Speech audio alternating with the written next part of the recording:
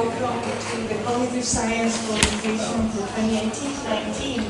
My name is Ana Pérez-Leroux. I am a professor of linguistics and Spanish and current director of the Cognitive Science program. This is what we will be doing today. I'm going to first give you a little bit summary history and where are we today and what's coming this year. I will then introduce Professor Yang Xu, who hasn't arrived, but he'll give us a short lecture on his area of research.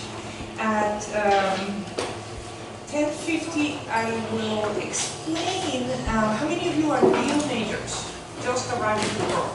All right, good. So we're going to spend a little bit of time showing how the program works, how to choose a stream and a major, to see if you're thinking of right major. And then we will have a short lecture by Professor Jim John. And at 11:30 to 11:50, I have invited guest alums Jesse Berlin and Naomi Hassel to talk about their experience after graduation. And then I will recognize the new instructors that are joining us for this year. There will be lunch at 12, I hope you have it. And then Casa is going to introduce himself. Casa is the Cognitive Science and Artificial Intelligence Student Association, also known as the best student association in the faculty, modestly. No, I say that, they don't say that, they are modest.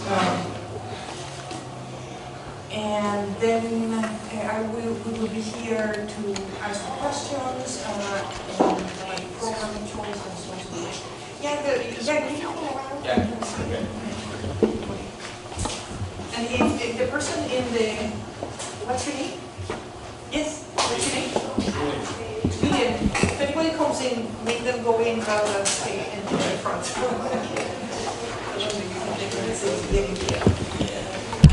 So welcome all. It is my pleasure. I have been doing this job for 3 years. I think this is the beginning of my 4th. It is a pleasure and a privilege to be in this program. I have the advantage of working with amazing people that do amazing things. They make the program look excellent, and then everybody thanks me, and I have to go like, oh. And the job that I like the most, as a professor, we do many different things, including taking out our own garbage. But one of the jobs it's true, I'm not exaggerating. One of the things I like the most is the role of advising. You guys will be encountering a few problems as you go along with your years and your team, I can guarantee you. Part of what you're going to be studying in cognitive science is problem solving, right? And I want you to know from day one that you can come and ask any questions. Okay? There's no such a thing as, oh, I should have known that. No, knowledge distribution, which is Anthony's expertise, is knowledge is distributed in places such as a piece of paper, a computer, the brain of somebody that retired 3 years ago, and now we don't have that knowledge, and so on and so forth. So I'm supposed to be your point person. Me and Cecile Sewell is the program coordinator. Cecile is taking her daughter to her first day of school. She is not here, but she sends a welcome video. I will show you. So what is cognitive science? I assume you are here because you wanted to get engaged with cognitive science. It's a study of the mind and thinking processes in humans, animals, and machines. Interdisciplinary approach, it's an interdisciplinary endeavor. So it's not a discipline in the sense that it doesn't have a unique method and set of standards. It draws, like all good interdisciplinary endeavors, very rigorously from the methods and achievements of computer science, linguistics, neuroscience, philosophy, and psychology. If I may say so, one characteristic of the cognitive scientist is that he didn't fit quite well within his discipline. In a sense, the typical cog person is an atypical, right? And so will you. So that's part of what's going to make you happy, because you're going to come to to a community where everybody is a little bit different, just like you.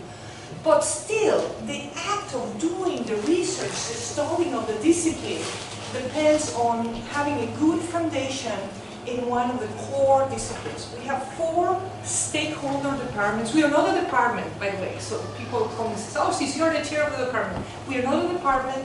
I had that conversation with Chao there like 5 times. We are an interdisciplinary program. We live at University College, and an interdisciplinary, our program is supported financially and in terms of human resources by 4 stakeholder disciplines. That's linguistics, I am a linguist, computer science, psychology, and philosophy. They pay part of our rent, okay, and part of your instructor time. They're also important conceptually because even though the topic that we have is unified and connects to all of these things, the actual doing is still very disciplinary basis. However, as a student in this program, I hope you learn to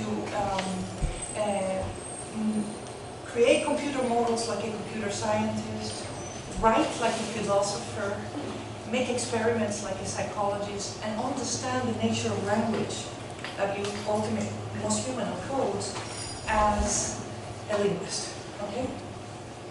And this is going to be all relevant when I talk to you about the second major that you should be choosing. So the program, we're very small. As you see, we're a small operation. I'm the director. I come from the Department of Linguistics and the Department of Spanish and Portuguese. We have as permanent faculty Professor Jim John, who's cross-appointed to philosophy, Professor John Rebecki, also known informally as Dr. V. He gets embarrassed when I say that. He's not here today, he's on sabbatical and will not be teaching for our program this year, but he's a much beloved instructor. And our most recent arrival, Professor Yang Xu, who is cross-appointed to the Department of Computer Science. I am pleased to welcome this year Dr. Fermín Folda, so recognizable who you are, who will be teaching 401 and 351. 401 in the fall and 341 in the fall as well. That's right. And Dr. Anthony Naimi, who will be teaching in the winter 415, Cognitive Science and Practice. Yes, and they'll have a chance to speak to you towards the end of the day. And Dr. Anderson Todd, who will be the introductory course instructor, COG 250, and 402. And COG 402. In the fall. In the fall. In the fall. Right, thank you. Our program coordinator is Mrs. Cecile Sulis, and our media assistants, please raise hands, is Chiao Soon and Chelsea Berry. Chelsea's here. Cecile. Okay, great. Volume? This is great time out. Alright, so I can't do it? What do we know? Alright, Cecile had, at my request, composed a very nice message in which she wanted to welcome you. She is in the F wing that will show you where we all are. And she is, among other things, an advisor for the program. Okay? So you can, I am in the office Tuesdays 10 to 12, except today I'm here, but most Tuesdays 10 to 12 for any issue related to your program. If you can't come, just pick up the phone and call me. I don't check on my phone messages, but I am there and you can talk to me on the phone. Or you can send me a number and I'll call you.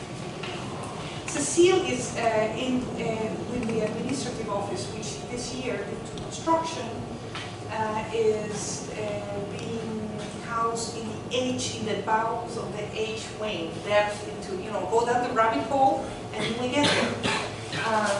But Cecile will also help you with your advancing and life issues. So you made it here. You already demonstrated, despite the construction, that you're in possession of great problem-solving skills. So now I'm going to give you the next one, which is how do you get to where most of the people in the program are.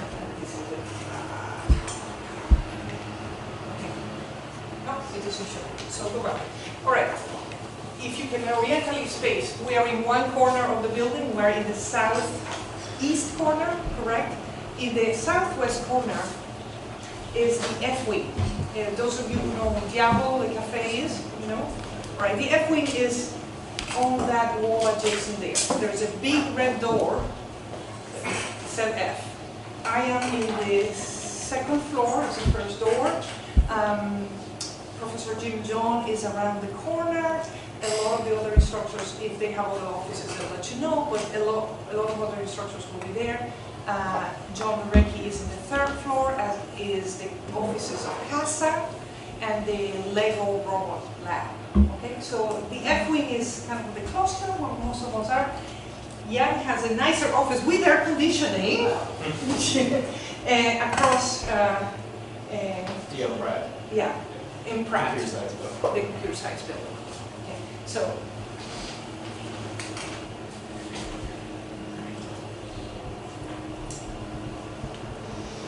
the program is kind of young, but not so young. Cognitive science is a young discipline. Started, you could say, in the 50s or also 60s, depending on how you historiography go. But the program started here at UC in 1983.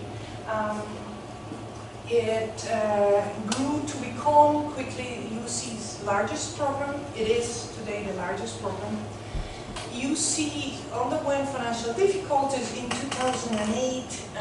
It decided to evict the program, and the program was actually slated for termination, all right?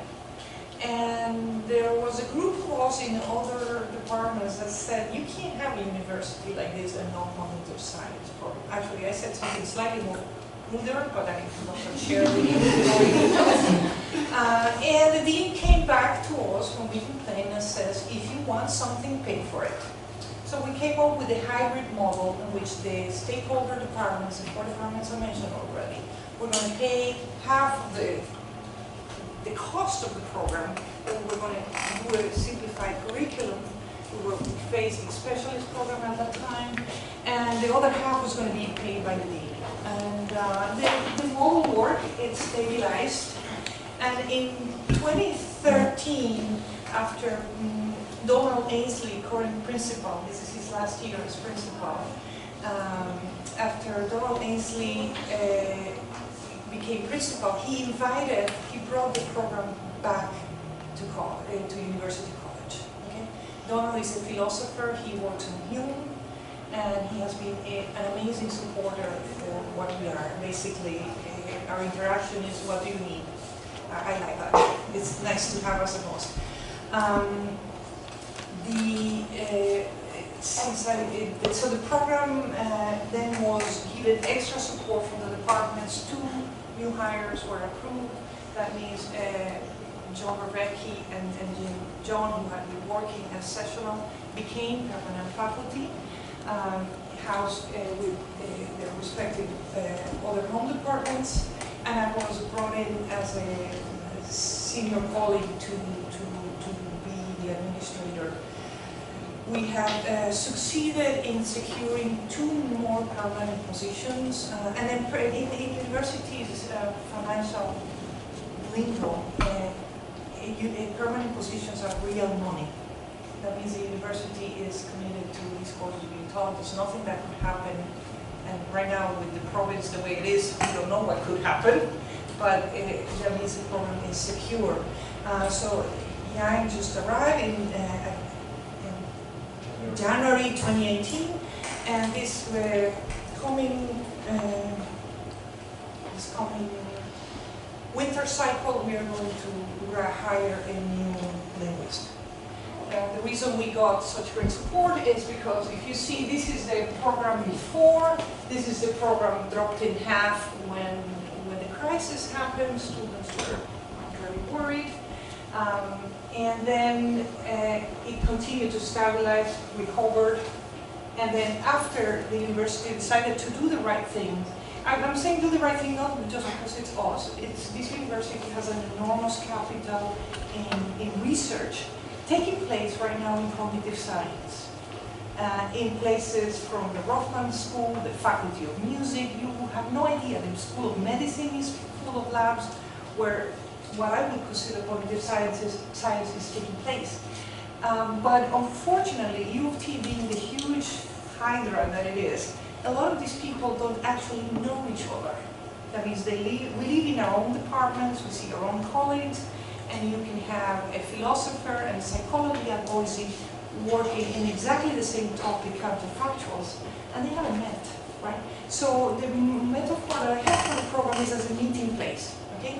Where you will meet people that are working on different things, and also for me to attract and facilitate the connection between people that should be really talking to each other. After all, they have the same workplace and the same research areas. As you see, the enrollments grew. This is out of control. This is not good, because this means that if the program goes like this, I don't have courses for you, I can't make a budget because I don't know how many students I'm going to have. So that's why we instituted enrollment controls. Okay? So far, I've been able to admit all qualified students, but I'm going to put the ceiling if the enrollments keep pressure. So right now it's stable, I'm happy. I can do my planning, and I want you all to be part of those numbers. Historically, our majors, this data is by now old, so maybe Chelsea might run a second survey. This data is about who are our majors historically. So we have a whole variety. Okay, you have, what is your other major? I should ask you. What is your other major? Linguistics? Computer science. Computer science? Neuroscience. Neuroscience? Stats. Stats? What else? Psychology. So we have them, okay. So you have it here, philosophy, linguistics, computer science, math engineering, psychology, assorted humanities, assorted social sciences. And then there are all minors as well. There are some atypical combinations. My son, also a graduate of this program, chose to do English. He was interested in Chaucer and cognitive science. I'm thinking like, okay. There are others, peace and conflict studies and cognitive science, and so on and so forth. That said, my strong recommendation for you is that you pick your second major carefully. You're going to have a great time here, but where you will go professionally depends a lot on what your second major is. Okay? So think about it. If you want to talk, we'll talk about some more. If you want to talk about it, please don't hesitate to stop and talk to us. Where have our past majors gone after graduation? So this was a survey we ran. We asked them, where were you at 5 years after graduation and at 10 years? So this data goes back all people. So most people at 5, which is a yellow bar, is it visible? Yeah. Most people at 5 were still in school, attending graduate school. Then quite a few were into software design and technology, a variety and assorted. Quite a few were into education, healthcare, some administration, some were self-employed, some were into law, product management, and other assortments that you wouldn't believe. It's a lovely range of careers. So when you ask me, so where do I go, which is one of the questions we get asked, Cecilia gets asked that a lot, where do I go with the cognitive science degree? And I say, well, it depends. Okay? And it depends a lot on how you shape it. All right. So these are some of the things. Video games. So somebody got the job making video games, accounting, finance, administration, speech language pathologies, registered nurses, entrepreneurs, social works, English as a second language, evangelist, SLP, articling in the law, psychiatry, medicine, etc. All right. So where is this going to take you? That's an important question, and one I would like you to take seriously from day one. All right. Satisfaction. We asked them how satisfied are you with your present employment, and how satisfied.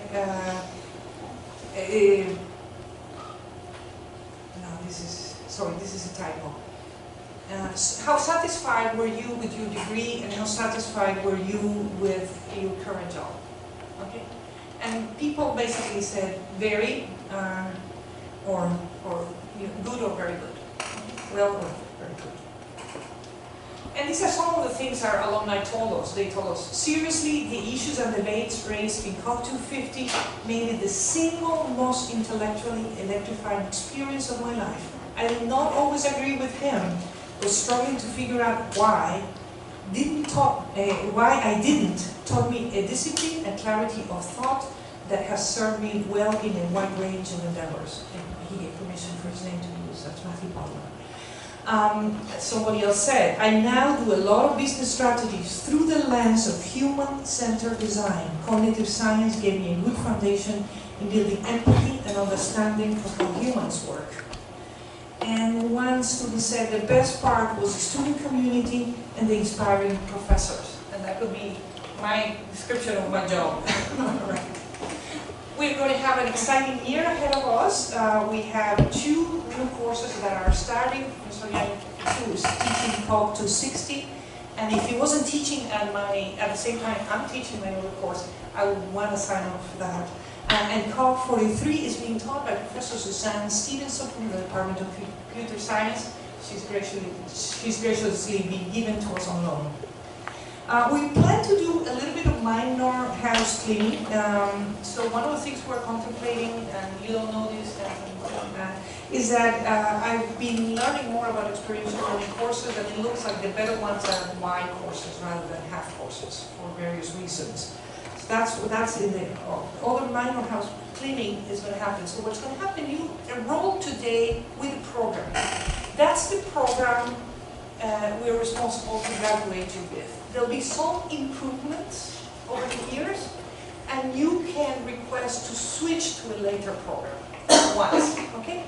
So if all of a sudden, you can also request an exception. So for instance, those who were majors, like Cecilia Chow, that were not here when COP 260, the new course was on, can say, can I take it, even if it's not in my original list? And of course, we're going to make allowances for that, all right?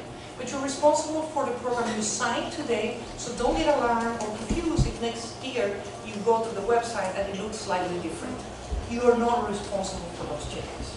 Okay? You can benefit from them, but you're not responsible. Is that clear? Okay. So the calendar is in contract. So download it, pay attention to it. And ask questions. We also have some really exciting events, and I forgot to put one of them here on my PowerPoint. We are going to have a grand lecture by Angela Federici, and I believe the date of that lecture is November 1st. And there will be announcements in the UC website, and you will get an email from us letting you know about this event. Angela Federici is a neuroscientist who worked on speech perception and syntactic processing on children and adults. So she's a neuroscientist, but also a linguist. We will have a visit from Mike Tannenhouse from Rochester University, and that's scheduled for November 29th, 4 p.m. And if you're new, these names might not be familiar, but if you are an old hand in the field, these are really, really important scholars. So try, if you may, to make time to attend these lectures. You're not too much at the beginning to benefit from a good lecture. These are amazing people, don't miss them. We also have in the spring both a science fair, where COP 342 is going to demonstrate how our Legos move. And it's part of the course where you do some cognitive modeling on Lego Mindstorm robots. And we have a Confluence conference. It's Casa here, Corin Casa. We're sleeping. Okay, so there is Confluences, which is a symposium or workshop. It's a symposium, right? It's an undergraduate symposium. As you get toward your senior years, you're going to get invitations to please come and present. This happens every other year. It's an important event. And I hope you take advantage and also go hear your peers' work. Okay? All right, I'm going to now break in and let Yang share with you what he does. It's really great.